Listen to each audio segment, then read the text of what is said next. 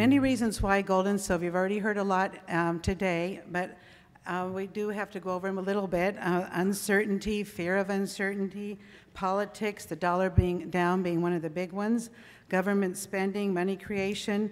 And so demand, of course, is up, and it's way up, and it looks like it's going to continue up.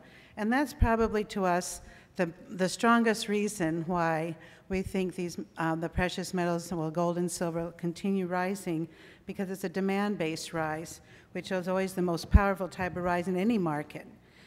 And as John Williams, he gave a great presentation and gave the solid background to the problem today and why, therefore, the demand is up.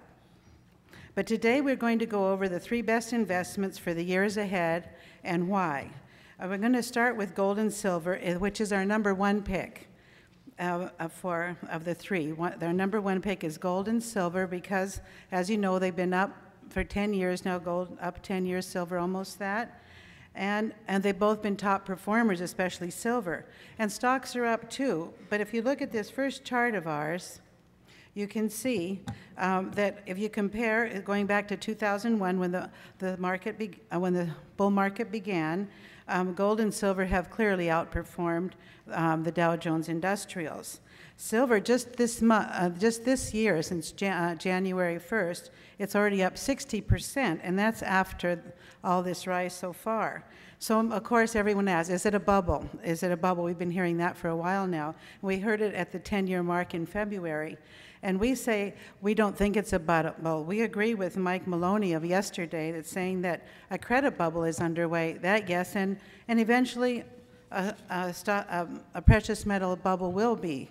But it's not here yet. We think it has a long ways to go on the upside before we see a bubble.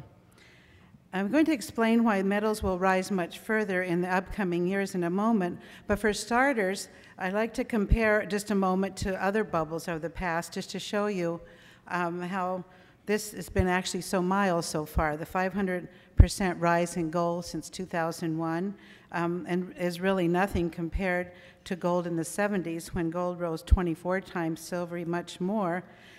Those were bubbles. Those are bubble moves. This time, gold is up only 6 times, and silver much less than it was.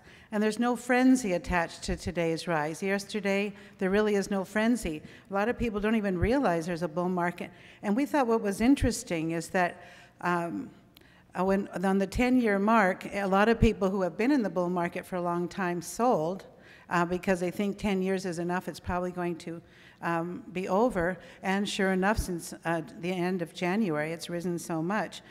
We think that that's probably going to be the start of yet another stronger phase of the bull market since the late January lows.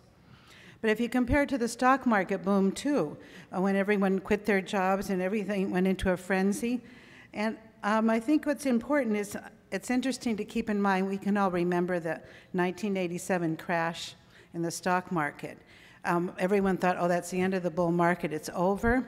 And really what it was the end of the first phase of the bull market, and then the best was still to come. And of course it attached to the tech boom, which it made it even more spectacular and amazing for everyone.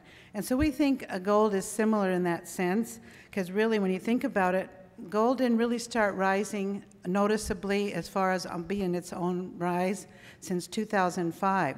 Prior to that, everyone thought, and the argument was, it's a dollar move, not a gold move. And everyone was fighting the gold move in that sense.